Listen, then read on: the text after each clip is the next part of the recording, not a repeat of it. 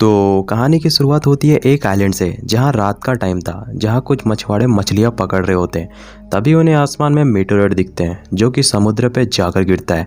अब कैप्टन को लगता है कि समुद्र पे किसी ने फ्लैट चलाया है, जरूर कोई मुसीबत में होगा। कैप्टन का दोस्त समुद्र पे देखता है, तभी उसे कोई चीज़ पानी पे खींच लेती है। आवाज़ सुनकर कैप्टन भागकर वहाँ पे पहुँचता है, लेकिन उसे वहाँ पे खून के अलावा कुछ भी नहीं मिलता। वो कुछ समझ पाता, तभी एक चीज़ कैप्टन को भी पानी पे खींच लेती है। शिप में बैठा आखिरी आदमी को ये सारी चीज़ें काफ़ी अजीब लगती है। वो कुल्हाड़ी लेकर बाहर निकलता है, लेकिन वो भी मारा जाता है। मूवी का सीन शिफ्ट होता है अगले दिन पे, जहाँ हम एक आइलैंड को देखते हैं जहाँ पे बहुत सारे लोग रहते हैं, और वहाँ पे हम एक ओसी नाम के पुलिस ऑफिसर को देखते हैं जो कि एक नंबर का नशेड़ी है। वो तैयार होकर लिसा नाम के पुलिस ऑफिसर को पिकअप करने के लिए जाता है, जिसका हाल ही फिलहाल पे इस आइलैंड पे ट्रांसफ़र हुआ है। ओसी समुद्र किनारे पे लिसा को पिकअप करता है। लिसा ओसी से उसके बारे में पूछती है, लेकिन ओसी अभी भी नशे में था, वो कुछ भी नहीं बोलता है। वो लिसा को लेकर पुलिस स्टेशन पे पहुंचता है, जहां लिसा की मुलाकात उसके सीनियर ऑफिसर से होती है। वो लिसा से कहता है, मैं कुछ दिनों के लिए बाहर छुट्टियों पे जा रहा हूँ, इसलिए तुम्हें इस आइलैंड का ध्यान रखना है। वो ऑफिसर ओसी के पास जाता है। ओसी कहता है, इस लड़की को बुलाने की क्या जरूरत थी, मैं अकेले इस आइलैंड को संभाल सकता था। लेकिन ऑफिसर को ओसी पे बिल्कुल भी भरोसा नहीं था, क्योंकि वो हर वक्त नशे पे डूबा रहता था। इधर हम एक दो मछुआरे को देख, जिन्होंने समुद्र पे कोई अजीब चीज को पकड़ा होता है, और उसे लग रहा होता है कि उसने किसी खास तरह की जीव को पकड़ा है, जिसके लिए उसे अच्छे खासे पैसे मिल सकते हैं। वो आदमी उस जीव को अपने घर पे लेकर जाता है और उसे बाथटब में रख देता है। इधर कुछ लोगों को समुद्र के किनारे पे मरी हुई शार्क दिखती है। ये जानकारी पुलिस को दी जाती है। ओसी और लिसा उस जगह पे छानबीन करने के लिए पहुंच जाते हैं, जहां पे एक डॉक्टर पहले से होता है, और वो ओसी को बताता है कि यह व्हेल रात पे ही मर चुकी है और इसकी मौत किसी पत्थर के टकराने से हुई है। ओसी को ये काफी अजीब लगता है, क्योंकि वो इस आइलैंड पे 10 साल से है और उसे यह बात समझ में नहीं आता कि एक ही बार पे इतने सारे व्हेल की मौत पत्थर के टकराने से कैसे हो सकती है। ओसी एक कॉन्ट्रैक्टर के पास जाता है, जिसके पास बहुत बड़ी बड़ी क्रेन मशीन थी। ओसी उसे कहता है, समुद्र के किनारे पे बहुत सारी व्हेल मछली मरी पड़ी है, उसे समुद्र के किनारे से हटाना है। वो आदमी अपने लोगों के साथ समुद्र के किनारे पे जाता है और मरी हुई व्हेल को उठा लेता है, और वो लोग वहां से निकलने लगते हैं। एलिस को दिखता है कि उसका कोई सामान समुद्र के किनारे पे रह गया है।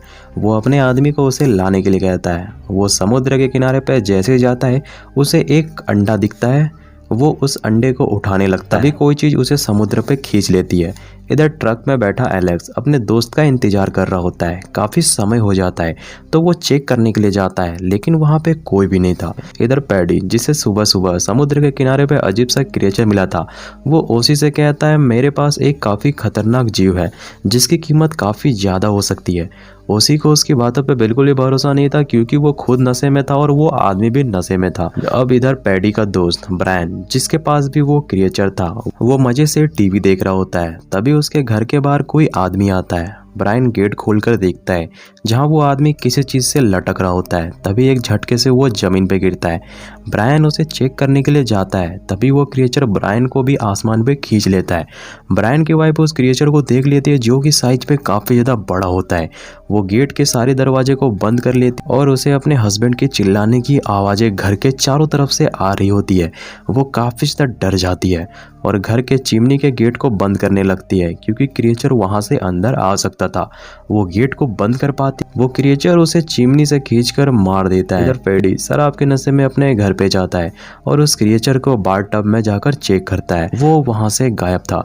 वहां पे सिर्फ एक अंडा पड़ा हुआ था। वो डिसाइड करता है कि वो उस अंडे का आमलेट बनाएगा। तभी उसकी नजर दीवार के कोने पे जाती है, जहाँ पे वो क्रिएचर पड़ा हुआ था, जिसके बड़े बड़े टेंटिकल्स थे। वो अपनी जीभ से पैडी पे हमला करता है, लेकिन पैडी खुद को उससे छुड़वा लेता है और उस क्रिएचर को पटक पटक के मार देता है। अगले दिन लिसा बार की मैनेजर से ओसी के बारे में पूछती है, क्योंकि वो उससे प्यार करने लग गई थी। वो बताती है कि ओसी की एक वाइफ थी जिसकी 7 साल पहले मौत हो चुकी है। उसके बाद से वो काफी ज्यादा शराब पीने लग गया था। इधर पेडी ओसी और लिसा को कॉल करके बुलाता है, जहां उसने कल रात उस क्रिएचर को मारकर लैब पे लाया होता है।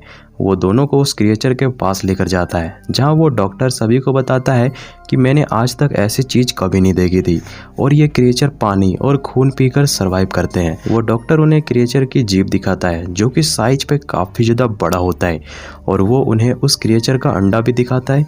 ओसी को शार्क वाली घटना और इस क्रिएचर वाली घटना दोनों मिलती जुलती लगती है। ओसी समुद्र के किनारे पे जाते हैं जहां उसने पिछली रात मरे हुए शार्क मिले थे, जहां वो देखते हैं कि उसने जिस आदमी को शार्क को किनारे से हटाने के लिए भेजा था उनकी क्रेन वहीं पे थी और गाड़ी के अंदर भी कोई भी नहीं था। उसे ये काफी अजीब लगता है। वो सामने की घर पे जाकर चेक करने लगते हैं जहां पिछली रात उस क्रिएचर ने 3 आदमियों को मार दिया था। जहां लिसा को घर से अजीब तरह की बदबू आ रही थी जैसे लैब से उस क्रिएचर से आ रही थी। तभी लिसा को छत पे एक फटे हुए कपड़े दिखते हैं। वो उसे जैसे ही खींचती है एक कटा हुआ सिर इनकी ओर गिरता है, जहां ओसी उस सिर को डॉक्टर के पास लेकर जाता है ताकि उस आदमी के मौत के कारण का पता लगाया जा सके। डॉक्टर बताता है, मैं ऐसे कटे हुए सिर से किसी की मौत का पता नहीं लगा सकता, लेकिन इतना जरूर बता सकता हूँ कि यह काम किसी खतरनाक जानवर का है। तभी वहाँ पे पैडी आ जाता है जो ओसी और लिसा को अपने घर पे लेकर जाता है, जहाँ उसके घर पे एक बहुत बड़ा होल हो चुका था क्योंकि पिछले रात जब क्रिएचर ने अंडा दिया था उस अंडे से वो क्रिएचर बाहर आ चुका था। सभी को समझ में आ जाता है कि अब कुछ बहुत बड़ा होने वाला है। लिसा बताती है यह क्रिएचर पानी पे ही सरवाइव कर सकते हैं और कल रात बारिश भी हो रही थी, इसलिए वो क्रिएचर कल रात पूरे शहर पे फैल चुके हैं और वो लोगों के ऊपर हमला कर रहे हैं। पैडी दोनों को समुद्र के एक आइलैंड के बारे में बताता है जहाँ कुछ दिन पहले उसने बहुत सारे अंडों को देखा था। वो दोनों को उस आइलैंड के गुफा पे लेकर जाता है। वो खुद तो अंदर नहीं जाता लेकिन दोनों को अंदर भेज देता है, जहां अंदर जाने के बाद ओसी को मछुआरे के कपड़े मिलते हैं और ये उन्हीं आदमी के कपड़े थे जिन्हें हमने मूवी के स्टार्टिंग में देखा था, जो कि समुद्र पे मछली पकड़ने के लिए आए होते हैं, जिसे क्रिएचर ने ही मारा था। ओसी उस गुफा पे जोर से चिल्लाता है। आवाज सुनकर एक बड़ा सा क्रिएचर जाग उठता है जो कि इसी गुफा पे सोया होता है। वो क्रिएचर इन दोनों को मार पाता, दोनों गुफा से बाहर निकल जाते हैं, लेकिन वो क्रिएचर गुफा से बाहर नहीं आता क्योंकि वो सूर्य की रोशनी को बर्दाश्त नहीं कर सकता था। ये तीनों भागकर लैब पे वापस जाते हैं और उस क्रिएचर की कमजोरी का पता करने लगते हैं ताकि उन्हें मारा जा सके। ओसी उस क्रिएचर को जला देता है, लेकिन तभी फायर अलार्म बज जाता है जिसके कारण लैब पे बारिश होने लगती है और वो मरा हुआ क्रिएचर फिर से जिंदा हो जाता है और वो क्रिएचर ओसी के मुंह पे लिक्विड फेंक कर उसके मुंह पे जाकर चिपक जाता है। ओसी किसी तरह से उस क्रिएचर को अपने मुंह से हटाता है और सभी लोग मिलकर उस क्रिएचर को मार देते हैं। अब ये सारी चीज़ें पैडी देख रहा होता है और वो सभी को बताता है कि पिछले रात मेरे ऊपर इस क्रिएचर ने इसी तरह से हमला किया था, लेकिन उस रात मैंने काफ़ी ज़्यादा शराब पी हुई थी। वो क्रिएचर जैसे ही मुझे खाने वाला था वो अचानक से कमज़ोर पड़ गया था। यानी इन क्रिएचरों को शराब से एलर्जी है। अगर कोई आदमी शराब पीता है तो ये क्रिएचर उसे नहीं मारेगा। तभी इन्हें मालूम पड़ता है कि आज रात को तो फिर से बारिश होने वाली है, यानी ग्रेबर्स क्रिएचर समुद्र पे से फिर निकलकर इंसानों के ऊपर हमला करने वाले हैं। ये लोग जाकर बार के मैनेजर से बात करते हैं और उसे बताते हैं कि आज रात आइलैंड पे सभी लोगों की जान खतरे पे है क्योंकि ग्रेबर्स क्रिएचर सभी लोगों को मार देगा। उससे बचने का सिर्फ एक ही तरीका है कि सारे लोग शराब पी, जिसकी बॉडी पे अल्कोहल की मात्रा ज्यादा होगी उसे वो क्रिएचर नहीं मारेगा। बार का मैनेजर तैयार हो जाता है, लेकिन ओसी कहता है कि आइलैंड के लोगों को मालूम नहीं पड़ना चाहिए कि क्रिएचर हमला करने वाला है, नहीं तो वो सभी घबरा जाएंगे। अब ये लोग शराब का पहला एक्सपेरिमेंट लिसा के ऊपर करते हैं, जिसने आज से पहले कभी भी शराब नहीं पी थी। ओसी लिसा को शराब पिला देता है, फिर लिसा के बॉडी से खून निकालकर उस क्रिएचर के बच्चे को पिलाया जाता है, जिसके कारण वो क्रिएचर का बच्चा मारा जाता है। यानी इन लोगों को क्रिएचर की कमजोरी का पता लग गया था। ओसी और लिसा चर्च में जाकर बताते हैं कि आज रात बार पे फ्री की शराब मिलने वाली है।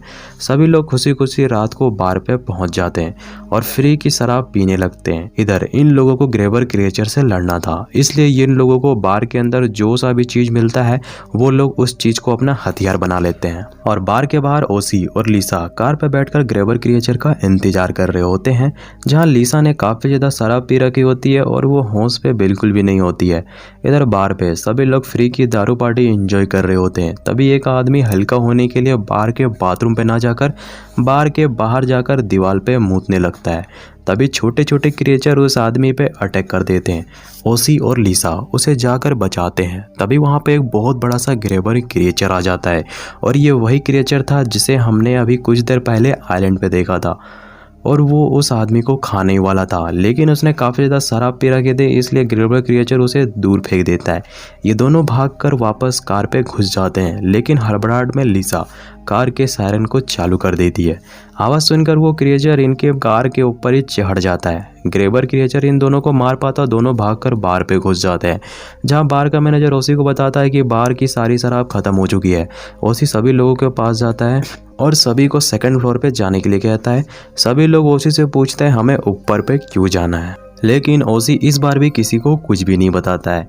इधर एक डॉक्टर जो कि काफ़ी नशे पे था, वो बार से बाहर निकलता है और काफ़ी कॉन्फिडेंस में होता है और वो उस क्रिएचर के पास चला जाता है और कहता है स्माइल प्लीज, और वो क्रिएचर की फ़ोटो निकालने लगता है। ग्रेबर क्रिएचर डॉक्टर को अपने टेंटिकल से मारकर दूर फेंक देता है। इधर बार पे सभी लोगों को मालूम पड़ चुका था कि बाहर पे एक भयानक क्रिएचर है जो लोगों को मार रहा है। ओसी सभी से कहता है कि इस क्रिएचर को शराब से एलर्जी है, वो किसी को कुछ भी नहीं करेगा। लेकिन यहाँ पे सबसे बड़ी प्रॉब्लम यह थी कि ओसी ने शराब नहीं पी थी और वो क्रिएचर ओसी को फील कर सकता था और वो उसे खाना चाहता था। लिसा ओसी को आइडिया देती है कि इस क्रिएचर को सूरज की रोशनी से एलर्जी है। यहाँ पे कुछ किलोमीटर दूरी पे एक क्रेन है, जहाँ अगर हम किसी तरह से उस क्रिएचर को ले जाएं और उसे क्रेन से बांधकर सुबह तक लटकाए रखें तो सूरज के रोशनी से वो क्रिएचर मारा जाएगा। ओसी को लिसा का आइडिया काफ़ी पसंद आता है, लेकिन ओसी की गाड़ी की चाबी नीचे पे ही थी। लिसा रिस्क लेकर नीचे जाती है और वो चाबी लेकर ओसी को दे देती है। वो क्रिएचर उस बिल्डिंग के टॉप में चढ़ चुका था। मौका मिलता ही ओसी वहां से भाग जाता है। क्रिएचर भी उसका पीछा करने लगता है। ओसी कंस्ट्रक्शन साइट में पहुंचता है और एक जगह पे खड़ा हो जाता है जहाँ पे बहुत सारे ऑयल के डिब्बे पड़े हुए थे। ओसी क्रिएचर को अपनी ओर बुलाता है ताकि वो क्रिएचर जैसे ही नीचे जाए वो उस ऑयल के डिब्बे को उड़ा दे, जिससे वो क्रिएचर मारा जाएगा। लेकिन तभी क्रिएचर अपने टेंटिकल से ओसी को नीचे गिरा देता है। तभी अचानक से लिसा क्रेन लेकर वहां पे आ जाती है और क्रिएचर को धक्का देकर नीचे गिरा देती है। अब दोनों काफ़ी ज़्यादा खुश हो जाते हैं और इसी खुशी में वो एक शराब की बोतल खोलते हैं। लेकिन तभी क्रिएचर ओसी को पकड़ लेता है, लेकिन ओसी शराब की बोतल क्रिएचर के मुंह पे डाल देता है, जिसके कारण वो क्रिएचर ओसी को ऊपर फेंक देता है। लिसा फ्लेयर गन निकालकर ऑयल के डिब्बे पे मारती है, जिससे वहां पे बहुत बड़ा धमाका होता है और वो क्रिएचर मारा जाता है और इन लोगों को ग्रेबर क्रिएचर से हमेशा के लिए छुटकारा मिल गया। और इसी के साथ ये मूवी यहीं पे डी एंड हो जाती है।